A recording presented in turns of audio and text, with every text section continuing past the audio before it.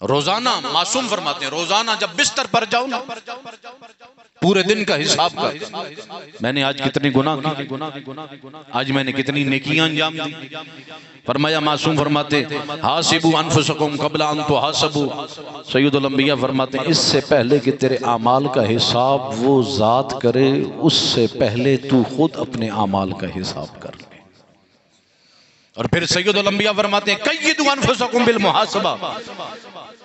اپنے آپ کو کنٹرول کرو، قید کرو محاسبے کے ذریعے، اپنے اعمال کے محاسبے کے ذریعے۔ فرمایا کہ جب انسان حساب و کتاب کر لیتا ہے نا تو اپنے آپ کو کنٹرول کر لیتا ہے، زندگی میں دیکھتا ہے میں نے کتنے گناہ کیے، آج تک میں نے کتنی لوگوں کے حقوق کو غصب کیا، میں نے اپنی زندگی میں فلاں یتیم کا بھی حق کھایا تھا، میں نے فلاں بیوہ کا حق مارا تھا،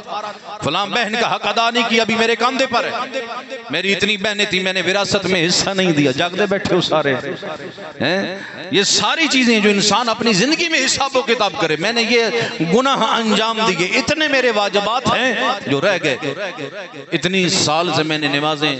پڑھنا شروع کی، بالغ میں 14 سال سے ہو گیا تھا، نمازیں میں نے 30 سال سے شروع کی، کتنی نمازیں رہ گئیں؟ 16 سال کی میری نمازیں ہیں جو قضا ہیں، اتنے سال کے میرے روزے ہیں جو قضا ہیں، اس عرصے میں میرے اوپر حج واجب تو میں نے جو ادا نہیں کیا، اتنے سال کی میری زکوٰۃ رہتی جو میں نے ادا کرنی ہے، اتنے سال کا میرا خمس رہتا ہے جو حساب کی ضرورت ہے۔ فرمایا اپنی زندگی میں حساب کر لے اس سے پہلے کہ مرنے کے بعد وہ ذات تیرا حساب کر۔ جب تو حساب کرے گا، فرمایا معصوم فرماتے ہیں حساب کا مطلب یہ ہے، حساب کرنے کا مقصد یہ ہے کہ جو پھر کمی کوتاہیاں ہیں دنیا میں ہی اس کمی کوتاہی کو تو خود پورا کر لے، جو نمازیں رہ گئی ہیں ان کو قضا کر، ان کی ادا کر، 16 سال کی قضائیں تو پھر کوشش کر ایک طرف سے شروع کر، جب وقت ملے نا اپنی نمازوں کو ادا کرنا شروع کر۔ کئی ایسے بندوں کو افراد کو میں نے دیکھا کہ جنہوں نے اپنی زندگی کے نمازوں کا حساب کیا، 25 سال 30 سال 35 سال کی نمازیں رہتی، پھر انہوں نے ہر واجب کے ساتھ اپنی قضا نماز کو بھی ادا کرنا شروع کیا، پھر ایسا وقت بھی آ گیا کہ ان کی قضا بھی ادا ہو گئی، جو روزے تھے ان کو بھی ادا کر لیا۔ فرمایا یہ پروردگار توفیق عطا کرتا ہے، اگر تو ایک قدم اپنے رب کی طرف بڑھ، خالق تجھے اپنی طرف بلانے کے لیے 10 قدموں کی توفیق عطا کرتا ہے۔ کوشش کر، حساب کر، میرے اتنے روزے رہ گئے، میرے اوپر حج واجب ہے، میرا اتنے عرصے سے سال سے حج واجب ہے جو میں نہیں گیا، اپنا حج کر، خمس کا حساب کر، زکوٰۃ کا حساب کر۔ فرمایا کہ جب تو حساب و کتاب کرے گا قیدوا انفسکم بالمحاسبہ، فرمایا حساب و کتاب کے ذریعے اپنے اوپر کنٹرول کر۔ اور پاک پیغمبر نبی کریم فرماتے ہیں، حدیث نبوی ہے، اقیس القیسین من حاسب نفسہ، فرمایا عقل مند ترین انسان وہ ہے جو خود اپنے اعمال کا حساب و کتاب خود کرتا ہے۔ ہمارے نزدیک چالاک انسان وہ ہے جو دنیا ڈھیر کماتا، ہمارے نزدیک چالاک انسان عقل مند وہ ہے جو دھوکہ چنگے طریقے سے دے سکے اور پیسہ ڈھیر کما سکے، بندوں سے ڈھیر کمائی بندہ کر سکے، مال دنیا بے شک دھوکے سے کیوں نہ کر لے، 2 نمبری سے ناپ تول میں کمی کر کے۔ فرمایا کہ نہیں، یہ بندوں کی نگاہ میں عقل مند ہے، خالق کی نگاہ میں، پاک پیغمبر کی نگاہ میں وہ انسان عقل مند ہے کہ دنیا میں رہ کر اپنے اعمال کا حساب و کتاب خود کر لے۔ اس لیے فرمایا امام صادق علیہ السلام فرماتے اللہم صلی علی محمد و آل محمد، فرمایا حق علی کل مسلم، ہر مسلمان پر یہ فرض ہے۔ کون مسلمان؟ فرمایا یعرفنا، جو ہماری معرفت رکھتا ہے۔ چھٹے امام لال ولایت کہ یہ ارشاد گرامی ہے، حق علی کل مسلم یعرفنا، ہر وہ مسلمان جو ہماری معرفت رکھتا ہے، ہماری ولایت کا دم بھرتا ہے، عملہ فی کل یوم ان یعرض عملہ فی کل یوم ولیلۃ علی نفسہ، کہ وہ روزانہ دن کا اور رات کا 24 گھنٹوں کے اعمال اپنے سامنے رکھے اور سوچے ان میں سے کتنے گناہ کیے، کتنی معصیت پروردگار کی، کتنی دین کی مخالفت کی، کتنی میں نے واجبات کو ادا کیا، کتنی میں نے نیکیوں کو انجام دیا۔ پھر فرمایا فیکون محاسب نفسہ، ہی ایسا بندہ جو اپنے نفس کا حساب کرتا ہے، پھر وہ کوشش کرے گا کہ میں اپنی زندگی میں اپنی گناہوں کو کم کروں، نیکیوں میں اضافہ کروں۔ انسان خود روزانہ سوچے، اس لیے فرمایا اگر جب حساب و کتاب کرنا شروع کرے گا نا، اور امام صادق فرماتے فَإِن رَآ حَسَنَةً، اگر اپنے اعمال میں کوئی نیکی دیکھ لیتا ہے، فرمایا استزاد منہا،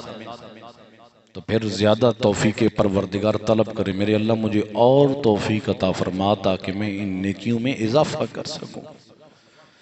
وَإِن رَآ سَيِّئَةً اسْتَغْفَرَ مِنْهَا، فرمایا اگر اپنے اعمال میں کوئی گناہ دیکھے تو پھر اپنے رب سے استغفار بھی کرے۔ کہیں اس لیے روزانہ حساب و کتاب کرنے کا مقصد ہی ہے کہ انسان روزانہ اپنے گناہ معاف کرواتا چلا جائے، گناہ کی معافی طلب کر کے سوئے، اپنے گناہوں کی مغفرت طلب کر کے سوئے، زندگی میں توبہ کر کے سوئے روزانہ۔ کیوں؟ پتہ نہیں اب سوئے گا دوبارہ اٹھے گا یا نہیں اٹھے گا۔ انسان اگر چھوڑ دے گا، اور کہیں ایسے گناہ رہ جاتے ہیں بغیر توبہ کے، انسان کو یاد ہی نہیں ہوتے جن کے بارے میں انسان نے توبہ ہی نہیں کی، فرمایا وہ توبہ جلدی قبول ہوتی ہے جو گناہ کو معین کر کے انسان گناہ کی معافی مانگتا ہے کہ میرے اللہ میں نے فلاں گناہ کیا تھا، مجھے مغفرت عطا فرما۔ اس لیے روزانہ اگر انسان اپنے بستر پر لیٹ کر اپنے گناہوں کو معین کر کے میرے اللہ آج میں نے فلاں مومن کی توہین کی ہے مجھے بخش دے، فلاں مومن کی غیبت کی ہے مجھے بخش دے، فلاں گناہ انجام دیا ہے، آج فلاں جھوٹ بولا ہے مجھے بخش دے، آج مجھ سے وہ گناہ سرزد ہو گیا، میرے اللہ مجھے معاف کر دے، تیری رحمت وسیع ہے، میرے گناہ تھوڑے ہیں، تیری رحمت پوری کائنات پر چھائی ہے، میرے اللہ میرے گناہوں کو نہ دیکھ، تو اپنی رحمت کو دیکھ، اپنے رحمت کے صدقے میں میرے گناہوں کو بخش دے۔ فرمایا جب تو روزانہ اپنے گناہوں کو معین کر کے اپنے گناہوں کا اعتراف کر کے، یہ نہیں کہ بندوں کے سامنے تو نے اعتراف کرنا ہے، اپنے رب کے سامنے اعتراف کرنا ہے، فرمایا تیرے آنے میں دیر ہے، اس رب کے قبول کرنے میں دیر کوئی نہیں ہے۔ اس لیے فرمایا کہ تاکہ قیامت کے دن خدا کے سامنے ذلت کی حالت میں نہ پہنچے، خدا کے سامنے اپنے نامہ اعمال صاف لے کر اس ذات کے سامنے پہنچے۔ پھر فرمایا کہ امام صادق فرماتے ہیں تورد الاعمال علی رسول اللہ اعمال العباد کل صباح ابرارها و فجارها فاحذروها، فرمایا روزانہ ہر صبح پچھلے 24 گھنٹے کے اعمال پروردگار اپنے حبیب کے سامنے پیش کرتا ہے۔ اس امت کے اعمال سید الانبیاء کے سامنے روزانہ نیکوں کے اعمال بھی پیش ہوتے ہیں، گناہگاروں کے اعمال بھی پیش ہوتے ہیں۔ اس لیے اپنے آپ کو گناہوں سے بچا، ڈر کہ تیرے اعمال تیرے امام کے سامنے بھی پیش ہوتے ہیں، پروردگار عالم سید الانبیاء کے سامنے بھی پیش کرتا ہے۔ اس لیے کیونکہ قرآن مجید کی آیت مجید ہے، سورہ توبہ کے اندر آیت نمبر 105 ہے، فرمایا قُلِ اعْمَلُوا فَسَيَرَ اللَّهُ عَمَلَكُمْ وَرَسُولُهُ، فرمایا کہ عمل کر دنیا کے اندر، لیکن عمل کر تو یہ یاد رکھا کر کہ ان قریب تیرا عمل تیرا رب بھی دیکھے گا، تیرا نبی بھی دیکھے گا، اور مومنین بھی دیکھیں گے۔ اور مومنین میں سب سے بڑا مصداق وقت کی حجت ہے، حجت خدا، وقت کا امام، وہ بھی تیرے اعمال سے واقف ہوگا۔ وَسَتُرَدُّونَ إِلَىٰ عَالِمِ الْغَيْبِ وَالشَّهَادَةِ، اور تجھے پھر اس ذات کی طرف پلٹا دیا جائے گا جو عالم غیب و شہادہ ہے۔ فَيُنَبِّئُكُم بِمَا كُنتُمْ تَعْمَلُونَ، پھر وہ ذات تجھے آگاہ کرے گی کہ تو دنیا میں کون سا عمل انجام دیتا رہا ہے۔ اور پھر باریک بینی کا عالم یہ ہے، انسان اگر حساب کرے نا کہ انسان ثوبہ بن سما ایک نامی شخص ہے، وہ کہتے ہیں کہ میں نے ایک مرتبہ جب 60 سال کا ہوا نا تو اس نے اپنی پوری زندگی کے دن گنے، کہ بندہ 60 سال کا ہو جائے تو اس کی زندگی کے دن کتنے بن جاتے؟ 21,500 دن بنتا ہے۔ وہ کہتے ہیں کہ اگر یہ 21,500 دن میری زندگی کے ہیں اور روزانہ ایک گناہ کروں تو کتنے گناہ بن گئے؟ 21,500 گناہ۔ اس طرح جب پہنچانا تو ایک مرتبہ چیخ بلند ہوئی، اللہ میری قدرت سے باہر ہے کہ میں یہ برداشت کر سکوں کہ ایک انسان اپنے رب کے سامنے اتنے گناہ لے کر پیش ہو۔ 21,500۔ میں کہتا ہوں سما کتنا خوشبخت ہے تو، لیکن آج وہ افراد ہیں کہ جن کو پتہ ہی نہیں ہے، وہ تو ایک گناہ کا حساب کر رہے تھے، 21,500 بنتے ہیں، لیکن اگر ہم اندازہ کیجئے کہ فقط ایک نہیں، پھر ہر انسان کے ہر اعضاء و جوارح سے گناہ، انسان آنکھ سے بھی گناہ روزانہ کرتا ہے، ہاتھ سے بھی گناہ کرتا ہے، قدم سے بھی گناہ کرتا ہے، سوچ کے بھی گناہ کرتا ہے، اپنی فکر کے بھی گناہ کرتا ہے، ہاتھوں سے گناہ کر لیتا ہے، کانوں کے گناہ کر لیتا ہے، زبان کے گناہ کر لیتا ہے، پھر ایک دن میں کئی سینکڑوں گناہ بن جاتے ہیں، اور پھر 21,500 دنوں میں اگر روزانہ سینکڑوں گناہ انسان انجام دے تو پھر 21,500 کے ساتھ اگر 100 گناہوں کو ضرب دے دی جائے تو پھر کتنے لاکھوں کی تعداد پہ انسان کے یہ گناہ بن جاتے ہیں۔ فرمایا اس لیے کوشش کیا کر روزانہ، بے شک انسان غیر معصوم ہے اور انسان کے اعمال سے گناہ سرزد ہو جاتا ہے، لیکن کوشش کیا کر سویا تب کر جب اپنے گناہوں کی بخشش کروا لے۔ کیوں؟ وہ باریک بین ہے، اور باریک بینی کا عالم یہ ہے کہ احمد بن جواری کہتے کہ میں نے ایک مرتبہ میرے استاد محترم ابو سلیمان دارانی جب ان کی رحلت ہوئی ہے نا، تو ان کے مرنے کے بعد میں نے 1 سال کے بعد، ابو احمد کہتے میں نے اپنے استاد کو خواب میں دیکھا، ابو سلیمان کو جب خواب میں دیکھا 1 سال کے بعد، احوال پرسی کرنے کے بعد پوچھا کہ 1 سال میں آپ پر کیا گزری؟ ابو سلیمان دارانی کہتے ہیں کہ اے ابو احمد، شام میں ایک باب ہے جسے باب الصغیر کہتے ہیں، کہ باب الصغیر پر ایک مرتبہ میں کھڑا تھا، وہاں سے ایک بوڑھا کچھ اونٹ لے کر گزرا، جن اونٹوں پر لکڑی بندھی ہوئی تھی،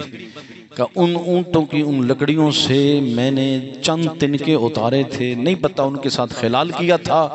یا نہ میں نے ان کو پھینک دیا تھا، ایسے تھے جو بے قیمت تھے، جن کی کوئی اہمیت نہیں تھی،